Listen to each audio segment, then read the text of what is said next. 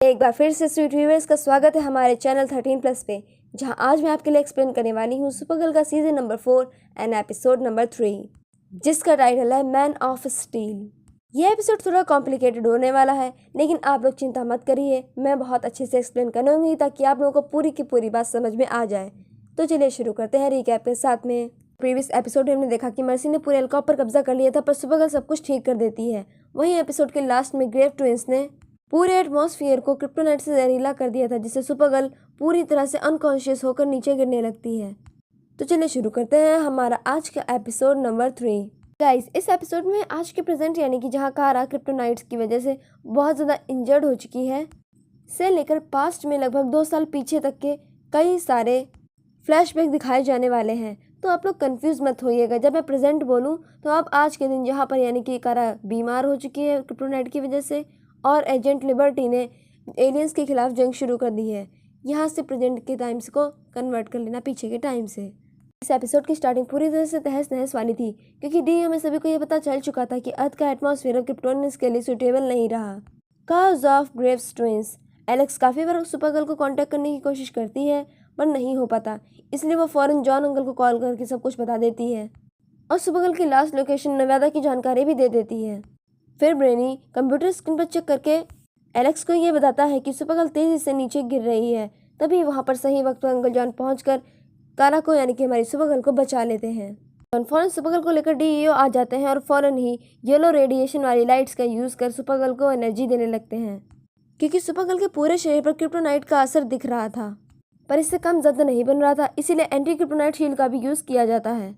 अब इसी के साथ सीन सीधा हमारे प्रेजेंट से 2 साल पास्ट में शिफ्ट हो जाता है, जहाँ पर हमें कुछ न्यू कैरेक्टर से इंट्रोड्यूस कराया जाता है। इनमें से एक का नाम बेन लॉकवुड था, जहाँ बेन के डैड पीटर लॉकवुड न्यूज़ देख रहे थे, वो भी सुपरगर्ल की।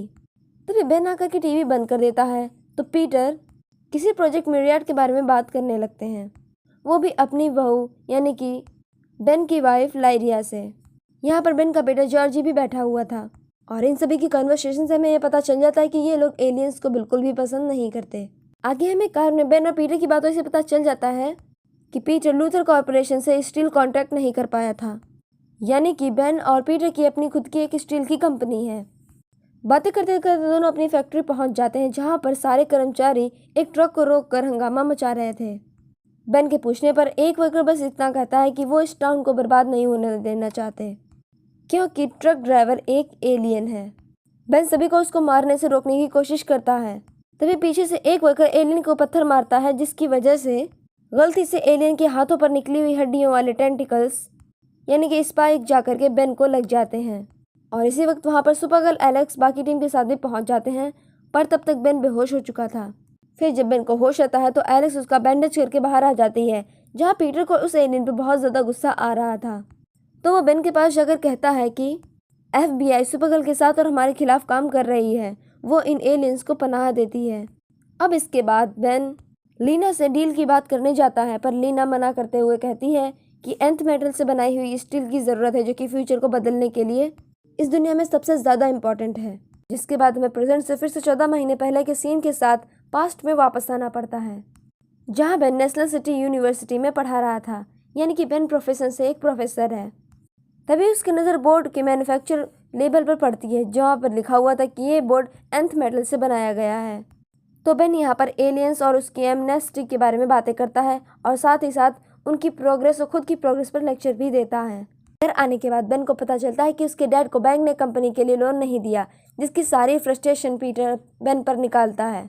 इसी बीच टीवी पर रिया लाइव वीडियो चलाने लगती है। अब रिया तो आप सभी को याद ही होगा कि ये कौन है, एक डेक्समाइट क्वीन, यानी कि तब का टाइम है जब डेक्समाइट ने अर्थ पर हमला किया था, जिसकी वजह से पीटर का एलियंस पर गुस्सा और भी ज़्यादा भड़क जाता है, क्योंकि हम सभी जानते हैं कि डेक्समाइट के आने से अर्थ वाले लोगों को कितनी ज़्यादा परेशानियां उठानी पड़ी थी। अगली सुबह बेन के घर में जब ज़्यादा खाने की चीज़ें नहीं बचती, तो वो लोग घर छोड़ने का फैसला करते हैं। पीटर और जॉर्जी कार में सामान रख रहे थे कि तभी यहाँ पर कुछ एलियंस यानी कि डेक्समाइट आकर के मार्शियंस से लड़ने लगते हैं, पर थोड़ी ही देर में मार्शियंस डेक्समाइट को मारकर वहाँ से चला जाता है। पर इन दोनों की बदौलत बेन के पूरे घर में आग लग जाती है, और इसे देखकर किसी को भी गुस्सा आ सकता है, क्योंकि अब इन लोगों के पास ना तो कंपनी है और ना ही घर, और यही वो चीज़ है जो लोगों को सबसे ज़्यादा बुरा बना देती है। अब फिर से हमें प्रेजेंट के 12 महीने पहले का सीन दिखाया जाता है, जहाँ कैट को में बेन जेम्स से एलियन के खिलाफ आर्टिकल लिखने को कहता है, खासकर उन लोगों पर जिन्होंने कि इंसानों को नुकसान पहुंचाया हो।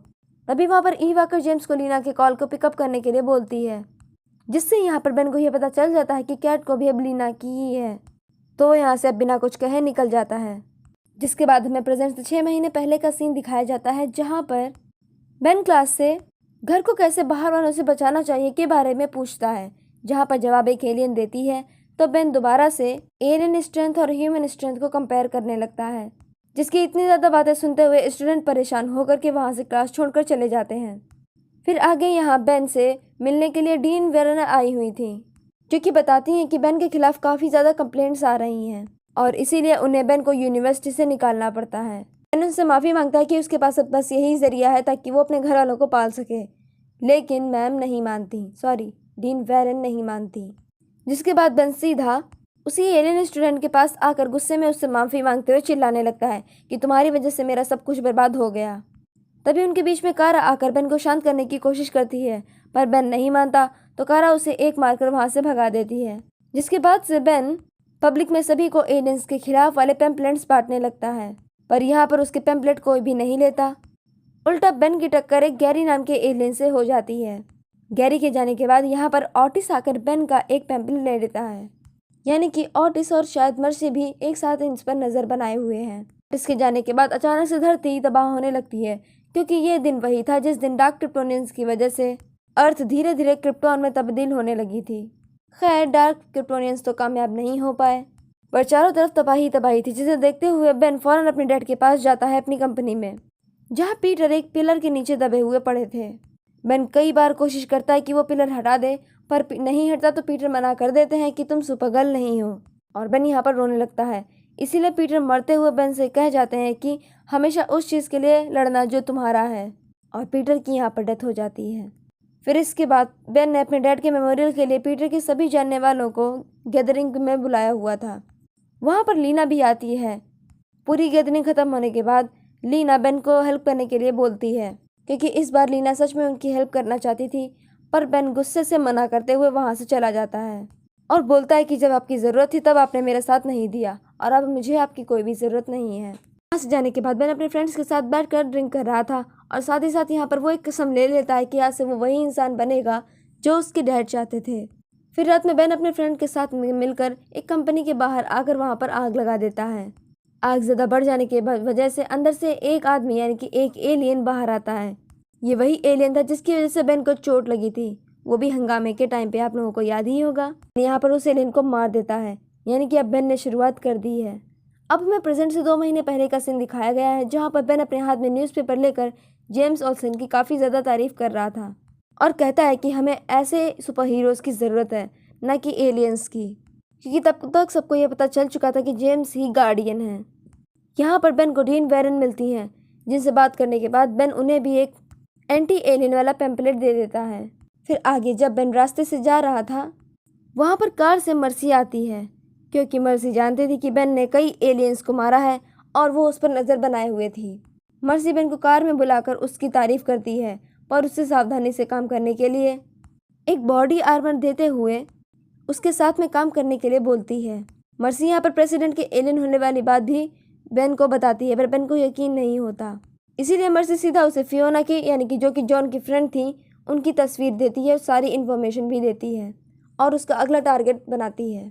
अब इसके बाद बेन एक जगह पर अपने हाथ में वही मास्क पकड़े हुए खड़ा था जिससे कि हमने एजेंट लिबर्टी को पहले देखा था, यानी कि यहाँ पर यह साफ कर दिया जाता है कि बेन ही एजेंट लिबर्टी है।